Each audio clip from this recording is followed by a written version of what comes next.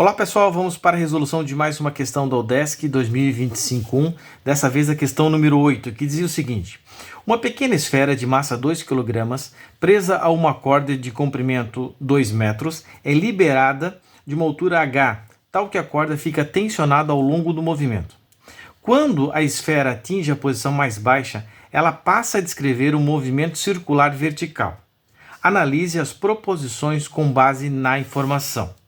Vamos entender o que está acontecendo aqui, a dinâmica. Então, tem uma corda, uma esfera, uma massa, e ela está presa a um ponto aqui em cima, tem comprimento 2 metros.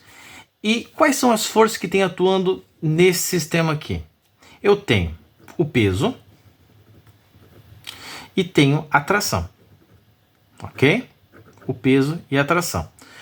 Quando a tração está aqui, quando ela é liberada, isso aqui vai começar a descer, né? Tem uma certa altura, vai começar a descer e vai atingir o ponto extremo do outro lado aqui, ok?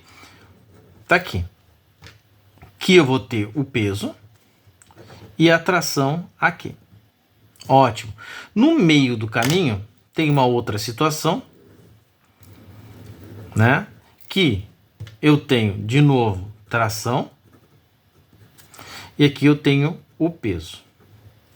Como ele está em movimento circular, de vai e vem, mas é circular, eu tenho que ter uma componente de força centrípeta que aponta para o centro dessa minha curva, né? Que é um movimento circular. Então, quem que é essa força? Vai ser a tração. A tração vai ser responsável tanto para vencer o peso e ainda tem que sobrar parte dessa força para fazer a força centrípeta, senão ele continua em linha reta, ok? Se tração fosse igual a peso, ele ia em linha reta.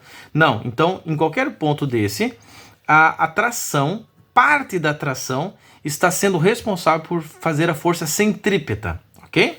Outra situação que nós temos que analisar aqui também é as energias envolvidas nesse sistema aqui. Eu tenho a energia cinética, energia de movimento, que tem a ver com velocidade. Ok? Tenho essa energia. Outra energia que eu tenho que ter em mente é a energia potencial gravitacional, que tem a ver com altura. Ok? Então vamos lá. Altura, energia potencial. Velocidade, energia cinética. E claro que também tem uma tal de energia mecânica, que seria a soma dessas duas aqui, né? Tanto a cinética quanto a potencial gravitacional. Outra situação que eu tenho que também lembrar. Vamos chamar isso aqui de ponto A, de ponto B e de ponto C. No ponto, passar aqui uma linha para a gente ter uma noção. No ponto A eu tenho máxima altura, só que ele para aqui nesse ponto. E depois ele vem, tenho mínima altura, só que ele está passando com maior velocidade. No ponto C, eu vou ter altura, de novo, máxima altura, só que eu vou ter mínima velocidade, que é velocidade zero, na verdade, ok? Então, velocidade zero, velocidade máxima, velocidade zero. Velocidade zero, velocidade máxima, velocidade zero.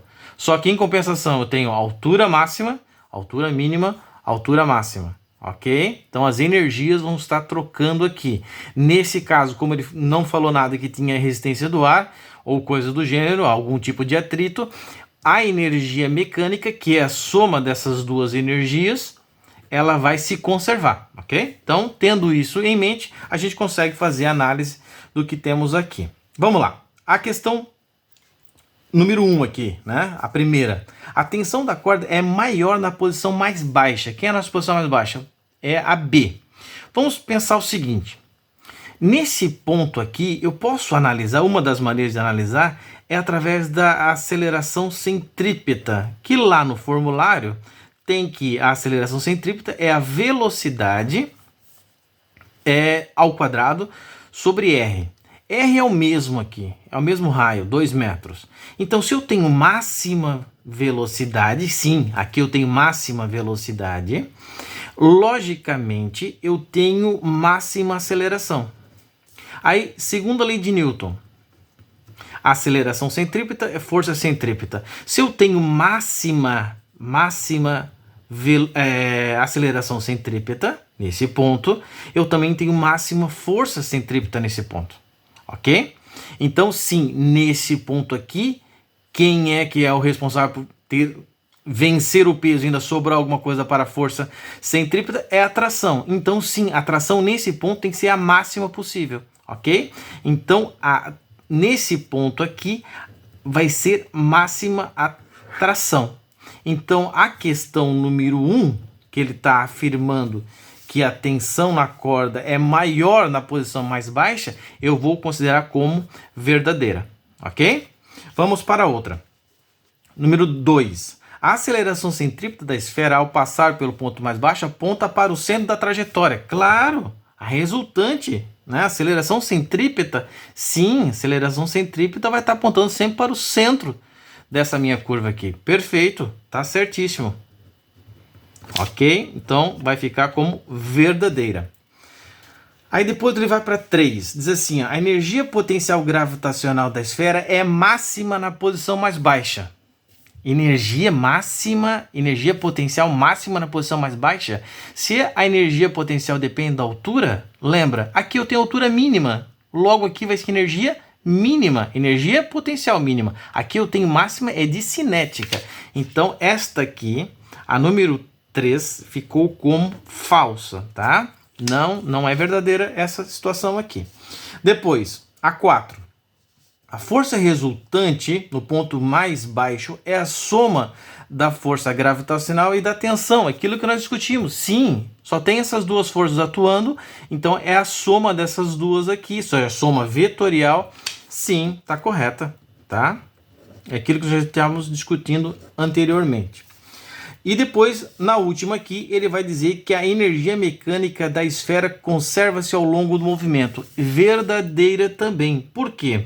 Porque eu não tenho atrito, não tenho resistência do ar, não tenho nada. Então, essas duas energias ficam trocando entre si, conservando a energia mecânica. Então, ficou como verdadeira a 1, a 2, a 4 e a 5. Vamos lá. Cadê? Tá aqui. Então ficou letra D, ok? Então letra D é o gabarito para a questão 8. Obrigado.